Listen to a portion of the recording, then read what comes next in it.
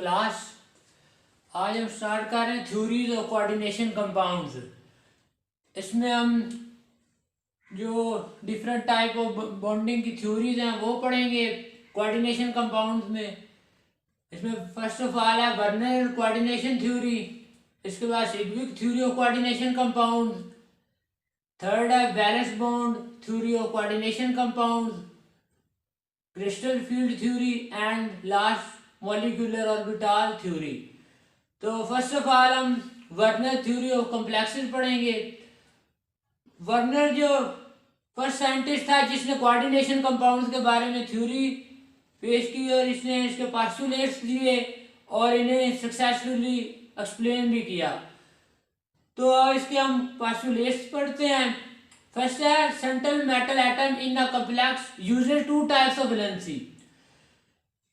इसमें जो central metal atom है इसके अकॉर्डिंग वो दो तरह की वैलेंसी शो करता है, जिसमें एक प्राइमरी वैलेंसी होती है और दूसरी सेकेंडरी वैलेंसी होती है। जो प्राइमरी वैलेंसी होती है वो responsible for oxidation state of metal, ये मेटल की जो ऑक्सीडेशन स्टेट है उसके लिए रिस्पॉन्सिबल होती है। और जो सेकेंडरी वैलेंसी है वो responsible for coordination number of metal. हमारे पास फॉर एग्जांपल ये कॉम्प्लेक्स है जिसमें कोबाल्ट की ऑक्सीडेशन स्टेट +3 है। तो ये प्राइमरी वैलेंसी जो है ये इसकी ऑक्सीडेशन स्टेट के लिए रिस्पॉन्सिबल होगी, ये प्राइमरी वैलेंसी से इसको सेटिस्फाई करेगी।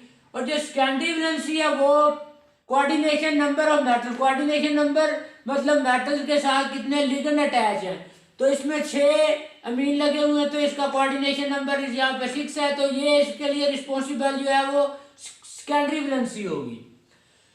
इसके अलावा primary valency satisfied by negative charge ligand, जो प्राइमरी वैलेंसी वो हमेशा नेगेटिवली चार्ज लिगेंड से ही सेटिस्फाई होगी। और जो हमारे पास सेकेंडरी वैलेंसी है, secondary valency can be satisfied by other types of ligands also.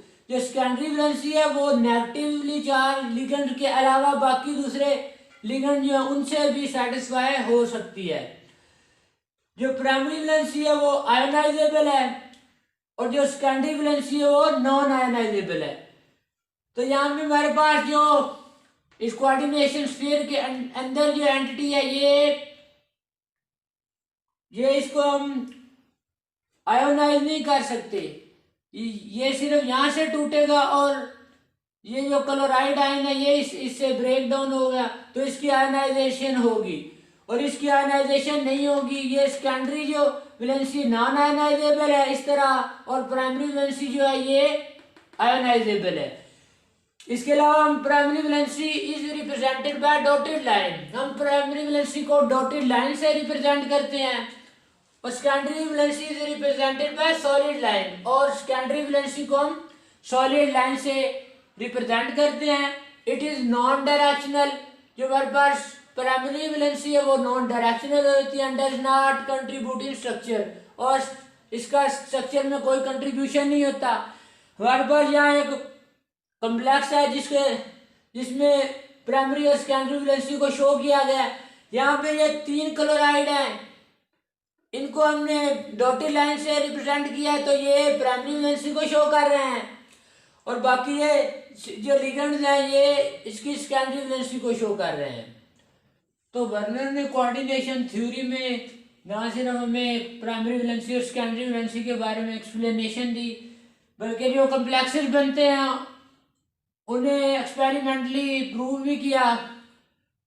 उसने AgNO3 के एक्सेस में जब इस कॉम्प्लेक्स को ट्रीट किया तो उसने देखा कि उसके पास 3 AgCl बने। सिल्वर नाइट्रेट को ट्रीट किया इसका कॉम्प्लेक्स के साथ तो उसके पास 3 सिल्वर क्लोराइड आयन बने। ये सिल्वर क्लोराइड आयन जो बने इसमें जो कॉम्प्लेक्स बनेगा वो इस तरह का होगा, क्योंकि ये आयनाइजेशन स्फीयर आयनाइजेबल है और ये नॉन आयनाइजेबल है। तो अगर 3 से सिल्वर क्लोराइड आयन मिले तो इसका मतलब ये हुआ कि जो 3 क्लोराइड थे वो आयनाइजेशन स्फीयर से बाहर थे, कोऑर्डिनेशन स्फीयर से बाहर थे, और वो इससे रिएक्ट किया और उन्होंने इस तरह का कम्प्लेक्स बनाया। इसे इस तरह 3 AgCl मिले। तो इसको अगर हम इस तरह स्ट्रक्चर में देखें तो इस तरह होगा। इसमें 3 जो है ये प्राइमरी वैलेंसी और बाकी ये 6 ये सेकेंडरी वैलेंसी अमीन की वजह से है। तो इसी तरह उसने जब इस कम्प्लेक्स को ट्रीट करवाया तो इसमें AgNO3 को एक्सेस अमाउंट में लिया तो उसे 2 सिल्वर क्लोराइड आयन मिले। तो इसका मतलब है एक क्लोराइड जो यहाँ से जो है वो कोऑर्डिनेशन स्फीयर के अंदर चला गया, वो आयोनाइज नहीं हो सकता। तो इसलिए 2 क्लोराइड आयन Ag से मिले और 2 AgCl उसने बना दिया। तो यहाँ पे जो प्राइमरी वैलेंसी है वो 2 क्लोराइड आयन सेटिस्फाई कर रहे हैं। सेकेंडरी वैलेंसी में 1 क्लोरीन और 5 जो है अमीन ग्रुप हैं। तो इसकी स्ट्रक्चर इस तरह होगी। इसमें एक जो है वो 2 जो है वो डॉटेड होंगे और बाकी जो है वो प्योर लाइंस होंगी। इसी तरह थर्ड में जब इस कम्प्लेक्स को AgNO3 से एक्सेस में ट्रीट करवाया तो हमें 1 मोल AgCl मिला।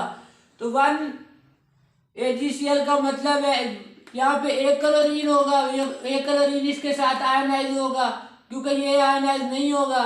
इसकी जो वैलेंसी है वो प्राइमरी वैलेंसी 1 क्लोरीन सेटिस्फाई कर रहा है क्लोराइड, तो सेकेंडरी में 2 क्लोराइड आयन और 4 अमीन आयन जो है सेटिस्फाई कर रहे हैं। तो इसकी स्ट्रक्चर इस तरह बनेगी। तो इसके अलावा जब उसने इस कम्प्लेक्स को ट्रीट करवाया तो इसमें कोई AgCl नहीं मिला। इसका मतलब है जो सारे Cl है वो कोऑर्डिनेशन स्फीयर के अंदर चले गए हैं और इसकी आयोनाइजेशन पॉसिबल नहीं था। तो इस तरह उसे कोई AgCl ना मिला।